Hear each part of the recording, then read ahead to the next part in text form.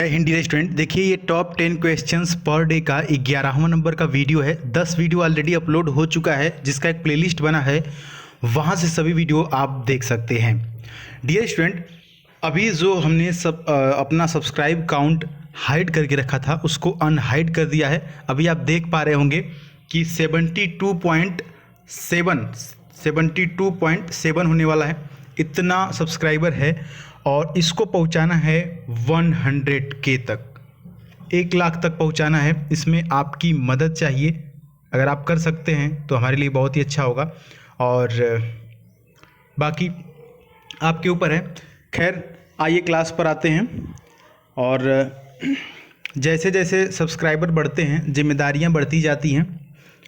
सोचते हैं कि बहुत ही ऑथेंटिक चीज़ें आपको मिले, ताकि ज़्यादा से ज़्यादा एग्ज़ाम में फंसने के चांसेस हों और बहुत ही ईजिली आपको समझाया भी जाए, ताकि आपको समझ में आ जाए।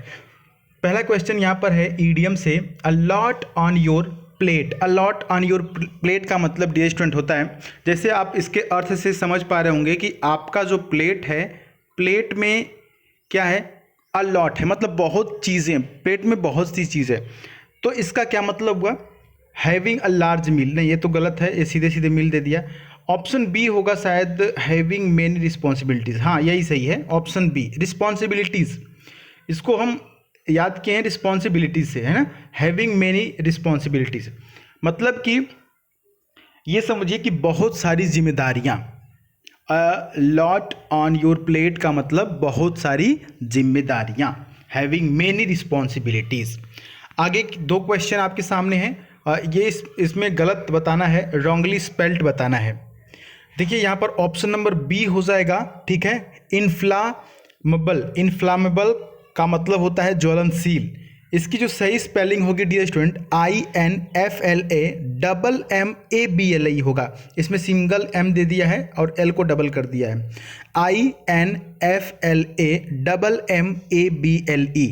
INFLAMMABLE, इन्फ्लामेबल, जिसका मतलब होता है ज्वलनशील। अगला जो वर्ड है आपके सामने, प्रोफेस। इसका सिनोनिम बताना है आपको। प्रोफेस का मतलब होता है ना, खुलेआम स्वीकार करना, यानी कि मान लेना। तो इसका सिनोनिम हो जाएगा एडमिट। एडमिट का मतलब भी होता है मान लेना, ठीक है, खुलेआम मान लेना या स्वीकार कर लेना। बाकी के आपको सबको पता है बाकी चीज़ें। प्रिडिक्ट का मतलब भविष्यवाणी करना, लीड पता है, टीच पता है। आगे बढ़ते हैं। आगे जो शब्द है आपके सामने, इसको अभी सिनोनिम बताना है। डैमसेल लिखा हुआ है। डैमसेल का मतलब होता है यंग अनमैरिड गर्ल, यानी कि ऐसी लड़की जिसकी शादी नहीं हुई है और जवान है, ठीक है। और देखिए, एक होता है स्पिंस्टर। स्पिंस्टर का मतलब होता है अविवाहित, मतलब अविवाहित लड़की। इसका मतलब भी होता है अविवाहित लड़की, लेकिन ये जो लड़की होगी ये ज़्यादा उम्र की होगी, मतलब अविवाहित महिला कह सकते हैं। और डैमसेल का मतलब होता है अविवाहित यंग लड़की, नौजवान अविवाहित लड़की। तो इसका सही जो होगा ऑप्शन, वो मैडन हो जाएगा। ऑप्शन नंबर डी यहाँ पर सही होगा, मैडन, ठीक है। A young unmarried girl. Witch का मतलब चुड़ैल होता है और हैक का मतलब भी चुड़ैल होता है। आगे आप देख सकते हैं यहाँ पर कांस्टेंट लिखा हुआ है। कांस्टेंट का मतलब क्या होता है बताएं। कांस्टेंट, कांस्टेंट का नहीं, आप कहते हैं कि ये चीज़ कांस्टेंट है, मैथ में बोलते हैं। कांस्टेंट का मतलब फिक्स है।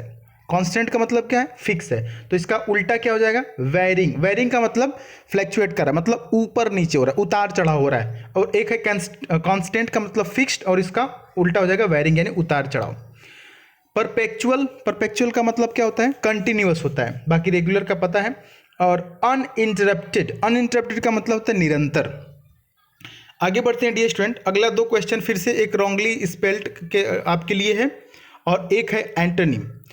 तो इसमें जो रॉन्गली स्पेल्ड है, इसमें क्या गलती है, ऑप्शन बी, ठीक है, लूडिक्रस। लूडिक्रस का स्पेलिंग सही से लिख लीजिएगा, LUDICROUS। फिर से बोलता हूं, LUDICROUS। लूडिक्रस का मतलब होता है थोड़ा विचित्र या बेतुका। इसको कैसे याद करेंगे, लूडो खेल खेल करके। लॉकडाउन में आपने बहुत लूडो खेला ना। लूडो खेल खेल करके आपका जो माइंड है, आपका नहीं, आपके दोस्त का, क्योंकि आपने उसको बहुत बार हराया था, है ना। तो उसका जो दिमाग है वो बेतुका हो गया है, विचित्र हो गया है। तो लुडिक्रस का मतलब क्या होता है? बेतुका या विचित्र।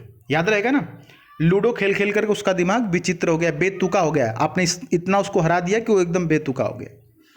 अच्छा, अगला आते हैं, एंटोनी बताइए विजनरी का। विजनरी मतलब देखिए वो लोग होते हैं ना जो भविष्यदर्शी होते हैं, मतलब जो फ्यूचर को देखते हैं। जैसे मैं बोलता हूँ ना, visualize yourself as you want to be, आप अपने आप को विजुअलाइज कीजिए जैसा आप बनना चाहते हैं। मैं कहता हूँ बार बार ये कोटेशन ना, तो यही मतलब होता है विजनरी का मतलब होता है फ्यूचर को देखने वाला, भविष्यदर्शी। तो इसका एंटोनिम हो जाएगा प्रैग्मेटिक। प्रैग्मेटिक का मतलब होता है प्रैक्टिकल, जो लोग अभी वर्तमान में भविष्य नहीं देखते हैं उसका उल्टा है प्रैग्मेटिक। प्रैक्टिकल जो होते हैं, प्रैक्टिकल लोग होते हैं ना, वर्तमान में ही जो जीते हैं। ठीक है, आगे बढ़ते हैं। अगला 2 क्वेश्चन आपके सामने है, देखिए फिल इन द ब्लैंक से पहला क्वेश्चन है, it is difficult for him to dash all the comforts to his family in this small income. बताइए, यहाँ पर ज़्यादा सोचने की जरूरत नहीं है। टू के साथ V1, टू के साथ वर्ब का फर्स्ट फॉर्म। तो देखिए ये तो नहीं है, फोर्थ फॉर्म है, ये थर्ड फॉर्म है, ये यस या यस लग गया है, गलत है तीनों, चौथा सही है ना, provide. Him to provide all, ठीक है, प्रोवाइड होगा टू के साथ V1, सही है ना। आगे बढ़ते हैं। अगला देखिए यहाँ पर 1 वर्ड से क्वेश्चन है, irrational fear of close or confined places है ना।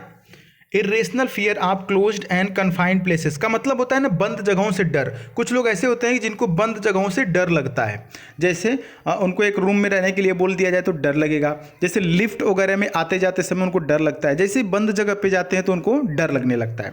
तो इसको बोलते हैं इंग्लिश में ना क्लैस्ट्रोफोबिया। क्या बोलते हैं? क्लैस्ट्रोफोबिया। एक बात याद रखिएगा, फोबिया शब्द कहीं पे भी आ जाएगा आपको इंग्लिश में तो इसका मतलब होता है डर, यानी कि फियर। क्या होता है? डर यानी कि फियर। जैसे ये तो ऑप्शन डी सही है, क्लैस्ट्रोफोबिया, याद रहेगा। आते हैं बाकी 3 ऑप्शन समझ लीजिए। हाइड्रोफोबिया मैंने बताया ना, फोबिया का मतलब डर होता है। हाइड्रो मतलब होता है पानी, हाइड्रो मतलब वाटर, तो जिसको पानी से डर लगता है उसको हाइड्रोफोबिया बोलते हैं। क्लैप्टोमेनिया ये एक प्रकार की बीमारी है, मैनिया का मतलब पागलपन होता है, बीमारी होता है। क्लैप्टोमेनिया मतलब उसको बोलते हैं चोरी करने की आदत, है ना। बड़े बड़े लोगों को होती है, अमीर लोगों को होती है ये आदत। श्रीदेवी को भी शायद था, श्रीदेवी हीरोइन जो एक्सपायर हो गई। तो ये मतलब आपको उस चीज़ की ज़रूरत नहीं होगी, लेकिन एक आदत है। जैसे श्रीदेवी जाया करती थी जब बड़े बड़े होटलों में ना, तो कुछ नहीं तो एक कांटा चम्मच लेकर के चलिए, जेब में पर्स में एक चम्मच रख लें उठा के, या कुछ भी, या प्लेट या कुछ भी, जबकि उस चीज़ की ज़रूरत नहीं है। लोगों के पास करोड़ों रुपए हैं, उस चीज़ की ज़रूरत नहीं है आपको भी, लेकिन आप चोरी कर लेते हैं कभी कभार आदतन, तो इसको बोलते हैं क्लैप्टोमेनिया। इंसोमेनिया क्या होता है? ये नींद वाली बीमारी है ना, इसमें नींद नहीं आती है। अगला क्वेश्चन आपके सामने है, क्वेश्चन नंबर 10। ईडियम है a safe pair of hands. Safe pair of hands का मतलब क्या होता है? A safe pair of hands, इसका मतलब होता है अ रिलायबल पर्सन, यानी कि विश्वसनीय आदमी। अ रिलायबल पर्सन का मतलब विश्वसनीय।